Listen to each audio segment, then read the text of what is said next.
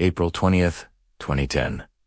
40 miles off the coast of Louisiana, the Deepwater Horizon floats on the dark expanse of the Gulf of Mexico. It's not just an oil rig, it's a city of steel, home to 126 souls. As night settles, the air is thick with the hiss of seawater flushing drilling mud from the pipes, a routine sound in a world of complex machinery. But tonight, there's a faint tremor underfoot, almost imperceptible. A sour whiff of gas, sharp and out of place, cuts through the salty air. This floating city is perched above the Macondo prospect, an exploratory well operated by BP. It's a marvel of engineering, drilling nearly 5,000 feet below the waves to chase a reservoir of oil more than 3 miles beneath the seafloor. The crew, a mix of Transocean employees and various contractors, is nearing the end of a long, difficult job. They're in the final phase. Securing the well. A crucial procedure, the negative pressure test, has just been completed. The results are ambiguous, but the decision is made to proceed.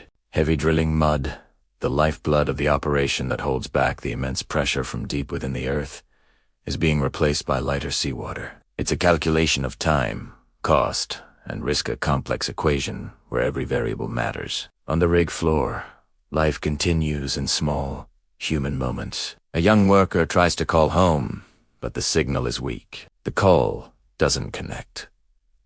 Intrigued engineers share a joke over stale coffee, the fatigue etched around their eyes. A supervisor, reviewing a screen of data, rubs his temples, trying to make sense of pressure readings that just don't add up.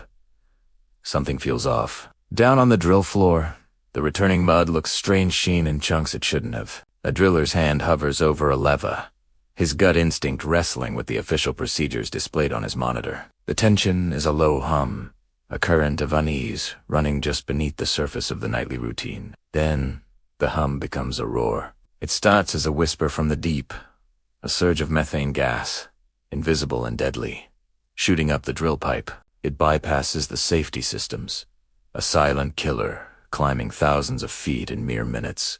The first alarms blare, but they are already too late. On the rig floor, the world erupts. Drilling mud, followed by a geyser of gas and oil, bursts from the pipes, showering the derrick. The sound is deafening, a physical force that swallows every other noise, every shouted warning. The scene fractures into a nightmare of sensory overload, a wave of suffocating heat. The metallic taste of gas coating the tongue. Lights flicker and die, plunging corridors into darkness. A hallway, once a simple passage, becomes a wind tunnel. A torrent of air and debris screaming past. Below this chaos, the deep blue of the Gulf waits, unaware. The intricate web of life in its marshes, the fisheries that feed a nation. The coastal towns whose fates are tied to these waters, none of them know that this single night is about to rewrite their future. The disaster isn't just about one rig. It's about a system, a chain of corporate oversight, layers of contractors, and government regulators who were meant to be the watchdogs. The last line of defense, the massive blowout preventer on the seafloor, is activated. It has a 5-story stack of steel and hydraulic rams designed for this exact moment to shear the pipe and seal the well, but it doesn't. The immense pressure from below is untamable. On the rig, a stray spark finds the cloud of explosive gas. There's a blinding flash, a split second of pure, white light. Then, a wall of fire engulfs the deck, racing across the steel like a living thing. A voice, strained with panic, breaks through the static on the radio. Mayday. Mayday. We have an explosion. The mayday call cuts through the night. A voice, swallowed by chaos. On the deck of the Deepwater Horizon, the world has shrunk to a bubble of fire and smoke. The air, once filled with the familiar temps of salt and diesel, is now thick as wool, a suffocating blanket that burns the lungs with every desperate breath. Men, their faces smeared with soot, turn into silhouettes against the towering inferno. Seconds feel like minutes. Instinct takes over. A small team, led by a tool pusher, makes a heroic, impossible dash.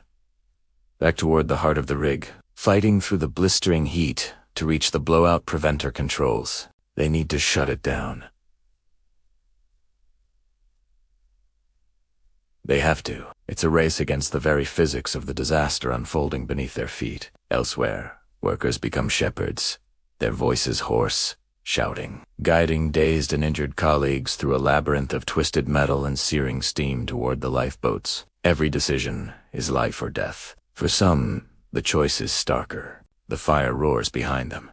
The ocean, a black, churning void, lies 80 feet below. It's a leap into the unknown, a fall through darkness toward water now littered with debris and patches of burning oil. One man jumps, then another, choosing the cold shock of the Gulf over the certainty of the flames. In the chaos of the evacuation, a lifeboat is launched, descending directly into a sea of fire. Quick thinking and sheer will guide it through the burning patches to open water. An engineer, his leg badly injured, has a makeshift tourniquet applied by a co-worker, using nothing but a belt and grit. Through the long, terrible night, the Deepwater Horizon burns. It's a scene from a nightmare, a floating industrial city consumed by fire. It's Derek, a skeletal finger pointing at a starless sky. Coast Guard cutters and helicopters materialize like phantoms out of the smoke, their searchlights cutting futile beams into the thick, acrid haze. They circle, plucking survivors from the dark water, their radios crackling with terse, urgent updates. 115 souls are pulled from the sea. 11 are not.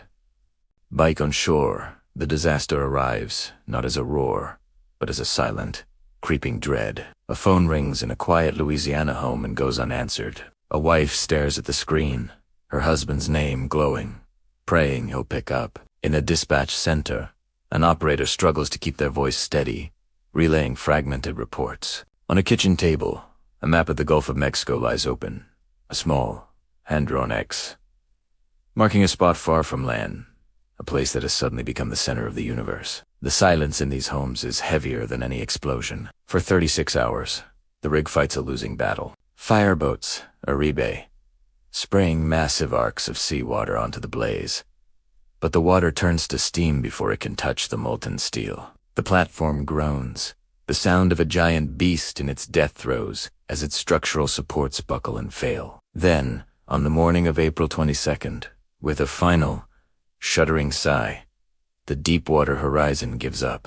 It lists, tilts, and slides beneath the waves, vanishing into the Gulf it had drilled for years. It leaves behind a stunned silence, a field of debris, and something far more sinister. The immediate horror of the fire above the waves gives way to a new, creeping catastrophe below. The rig is gone, but the well it was drilled into is not. A mile down on the ocean floor, the riser pipe, now broken and mangled, is spewing a torrent of crude oil and gas. The first sign is a faint, iridescent sheen on the surface, a rainbow slick that seems almost beautiful.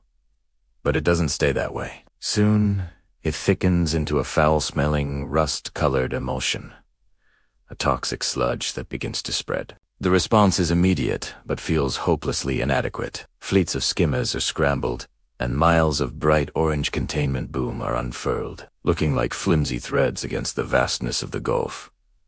On a wall in a command center, a map is updated daily, the red stain of the slick, growing, creeping, threatening coastlines. Officials release initial estimates of the flow rate, numbers that feel small, manageable, but the smell on the wind and the ever-expanding stain on the water tell a different story. The true scale of the leak is a terrifying unknown. Far below, in the crushing pressure and absolute darkness of the deep ocean, the well roars on, unchecked. The only witnesses are robotic submarines, their powerful lights cutting through the gloom. Their cameras capture a surreal, horrifying spectacle. A plume of raw hydrocarbons blasting from the broken well, mixed with frozen gas hydrates that look like a blizzard of snow in the dead of night. The ocean, from its floor to its surface, has begun to turn black. The fight to save it is just beginning. A mile beneath the waves, the Deepwater Horizon's wreckage lay twisted on the seafloor. In the crushing dark, remotely operated vehicles probed the toppled blowout preventer. Their cameras transmitted grainy, ghost-like images of a mechanism that had failed to do its one job. It was a mechanical ghost haunting the abyss, while above, a catastrophe was blooming. The first major attempt to contain the leak was a 4-story, 100-ton steel boxer containment dome. Engineers painstakingly lowered it over the geyser, a monumental effort in an environment hostile to human intervention. But the deep ocean had its own rules. As the dome descended, frigid temperatures and immense pressure caused methane gas to crystallize into ice-like hydrates, clogging the structure and rendering it useless. It floated away, defeated. The failure sent engineers back to the drawing board. A flurry of new plans emerged, each with a catchy, almost desperate name. There was the top hat, a smaller version of the dome. Then the junk shot, a plan to fire a bizarre mix of golf balls, shredded tires, and rope into the well to plug it. And the most ambitious of all, the top kill, an attempt to pump thousands of barrels of heavy drilling mud down the wellbore to overpower the gusher from above. Each plan was a high-stakes gamble against an unforgiving opponent. While engineers battled the monster in the deep, a different struggle was unfolding along the Gulf Coast. The fishermen of Louisiana, Mississippi, and Alabama found their marinas shuttered, their livelihoods choked off by the ever-expanding slick. In a strange twist of fate, the very company that had poisoned their waters now hired them. BPS vessels of Opportunity Program turned shrimp boats into oil skimmers and fishing crews into boom. Men who had spent their lives pulling life from the Gulf were now tasked with cleaning up its death. A Vietnamese-American captain in Biloxi, whose family had fished these waters for generations, marked another day in his logbook with no catch. He looked out at the water, his face a mask of worry. On another boat, a young deckhand gently wiped thick, black tar from the wings of a brown pelican, the bird trembling in his hands. The sights and sounds of the coast were changing, the rustle of salt grass, the cry of gulls. The arc of a dolphin breaking the surface at all now happened against a backdrop of iridescent sheen and the acrid smell of crude. The response itself became a source of controversy. To break up the oil before it reached the surface, BP began injecting massive quantities of a chemical dispersant called corexits directly at the wellhead, a mile down. The long-term effects of this unprecedented subsea application were unknown. On the surface, controlled burns sent towering columns of black smoke into the sky, a stark, apocalyptic vision against the blue horizon. Soon, coastal residents and cleanup workers began reporting a constellation of troubling symptoms. Persistent coughs, splitting headaches, a chemical taste that lingered at the back of the throat. Health officials acknowledged the reports, but definitive answers were scarce. A unified command center was established, with Coast Guard Admiral Thad Allen appointed as the National Incident Commander. His daily briefings became a fixture on national news, but his calm demeanor couldn't hide the deep uncertainty of the situation. BP became a household name, its green and yellow logo a symbol of corporate disaster. When the company's CEO, Tony Hayward, told a reporter, "I'd like my life back," the words landed with a thud across a coastline that felt its own life slipping away. The pressure mounted with each passing day. Satellite images showed the slick growing, an amorphous, rainbow-colored stain spreading across the Gulf of Mexico. The official estimates of the leak's flow rate kept climbing from 1,000 barrels a day to 5,000, then to tens of thousands. Scientists argued over fluid dynamics and pressure readings, while locals just read the wind and the tides, watching the black tide creep closer. The stakes felt both intimate and immense, the fate of a single sea turtle tangled in sargassum, and the health of an entire ocean ecosystem. After weeks of failures and mounting desperation, all eyes turned to the next big gamble, the top kill. Engineers believed they had a real chance this time. By forcing enough heavy mud down the well, they hoped to finally choke the monster. On the surface, crews on the drill ships braced for the operation. Along the coast, millions held their breath. The Gulf and the world waited to see if this colossal effort would finally succeed, or if it would be just one more failure in a summer of despair. Day 74. Deep beneath the Gulf of Mexico, a battle of titans begins. This is the top kill.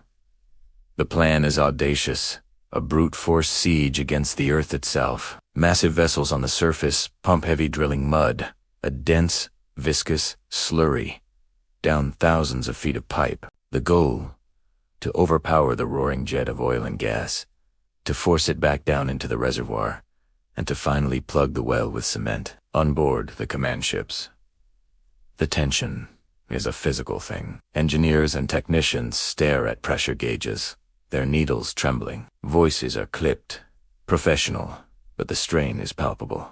For hours, they push. Tons of mud disappear into the abyss. For a moment, it seems to be working. The flow of oil appears to lessen. A flicker of hope ignites across the Gulf Coast. For a day, then two, they hold their breath. But the well is a wounded beast, and it refuses to be tamed. The pressure from below is simply too immense. The mud is being forced out as fast as it's being pumped in. The pressure gauges refuse to fall. As a last resort, they try the junk shot, blasting a volley of golf balls, shredded tires, and knotted rope into the well, hoping to clog the blowout preventer and give the mud something to grab onto. It's a desperate, almost medieval tactic. It fails. The roaring continues. Another plan dies, and the oil keeps flowing. On land, the failure hits like a physical blow. Hope, so tentatively held, evaporates. On the coast of Alabama, a hotel owner stares at his reservation system. The 4th of July weekend, usually his busiest time of the year, is a sea of cancellations. A fourth-generation shrimper in Louisiana walks the length of his boat, the one his grandfather built, and for the first time, seriously contemplates selling it. His fishing grounds, the ones that have sustained his family for a century, are now closed indefinitely in the delicate marshlands of Barataria Bay. The oil arrives not as a solid sheet, but as insidious fingers, creeping between the stalks of Spartina grass. What was a vibrant emerald green begins to turn a sickly, stained brown. The lifeblood of the ecosystem is being choked. At rescue centers, volunteers in Tyvek suits gently cradled pelicans, their feathers matted with thick, brown crude. Veterinarians work in quiet, steady rhythms, their faces etched with a grim focus as they try to wash the oil away, one bird at a time. Meanwhile, in the halls of power, the blame game begins. In televised hearings on Capitol Hill, executives from BP, Transocean, and Halliburton point fingers at each other. The testimony reveals a cascade of failures.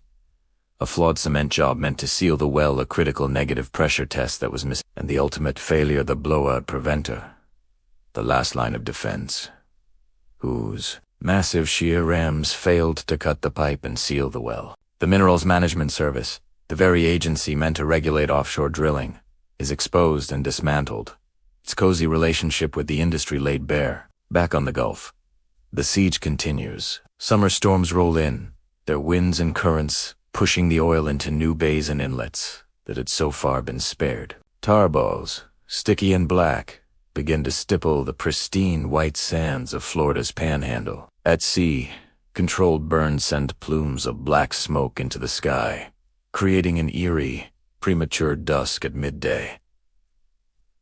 Public patience, already thin, snaps. Anger sharpens into lawsuits, which begin to stack up like storm clouds on the horizon. Yet, through it all, the work doesn't stop. On the water and under it, thousands of people keep trying deploying booms. Skimming oil, taking water samples, refusing to give up. Out of the ashes of failed plans, a final, desperate idea emerges. Engineers have been working around the clock to build a custom solution. A capping stack. It's a colossal piece of equipment. A 70 high-pressure cap, designed to be lowered onto the leaking blowout preventer and, hopefully, choke off the flow. The stakes could not be higher. If it works, the gushing could finally stop. But if it fails, the immense pressure and temperature could cause it to rupture, potentially making the leak even worse. Through the inky blackness, a mile below the surface, the capping stack descends. It's guided only by the lights and robotic claws of remotely operated vehicles, the ROVs serving as the eyes and hands of the engineers above. The world watches live video feeds, a grainy, otherworldly broadcast from the deep. The stack is maneuvered into position, a monumental task of precision engineering in an environment of crushing pressure and total darkness. Bolts are tightened. Flanges are sealed. Then, the moment arrives. De 87, the last valve on the capping stack is slowly, deliberately turned. The flow of oil into the Gulf of Mexico is, for the first time in nearly 3 months, obstructed. The pressure test begins. Now, all they can do is wait and watch the gauges. The entire Gulf Coast, the nation, the world, is listening for something it hasn't heard in 87 agonizing days. Silence. The world held its breath. On the live feed from the seafloor, a nation watched as engineers maneuvered the capping stack, a metal behemoth, over the gushing well. For 87 days, the ocean had bled. And then, on July 15th, 2010, the flow slowed.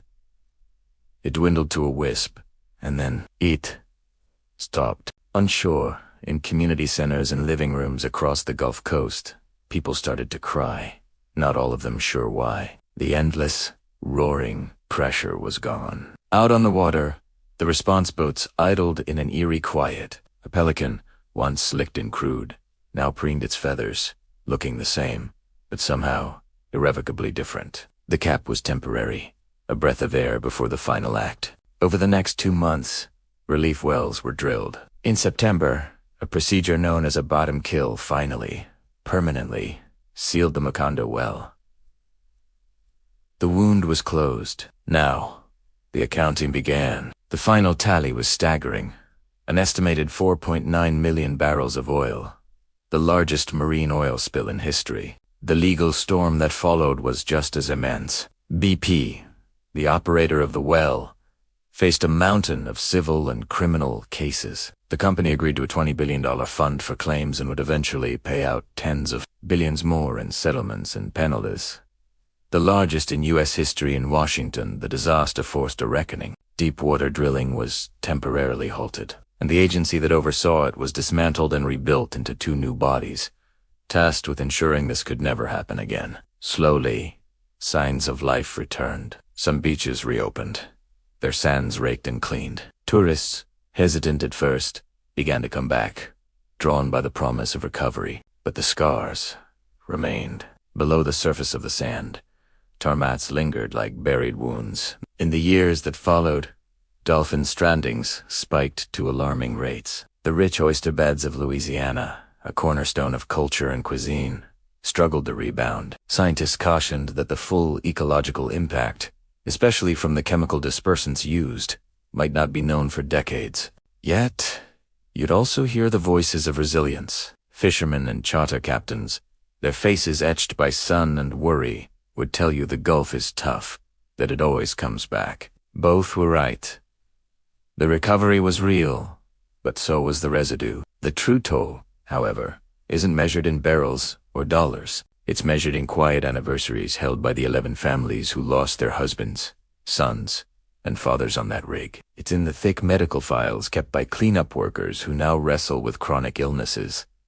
It's in the coastal towns that had to completely recalibrate their economies, their very identities, away from the rhythms of the water. The Deepwater Horizon disaster wasn't just about the slick you could see from space. It was about the slow, silent erosion of certainty. It was the terrifying realization that a single, catastrophic mistake made a mile beneath the waves could fundamentally rewrite life on land. Today, as dusk settles over Barretaria Bay, the marsh grass whispers in the evening breeze. A heron lifts off, its reflection skimming the surface. From a distance, the water looks whole, serene, and timeless. But up close, you see the complexity, the memory of what it endured. The ocean is no longer black, but it will never be quite the same. The systems we build are fragile, and the choices we make have consequences that ripple for generations. If you'd like to explore more true stories of moments that shook our world, moments when everything went wrong, and ordinary people bore the cost, please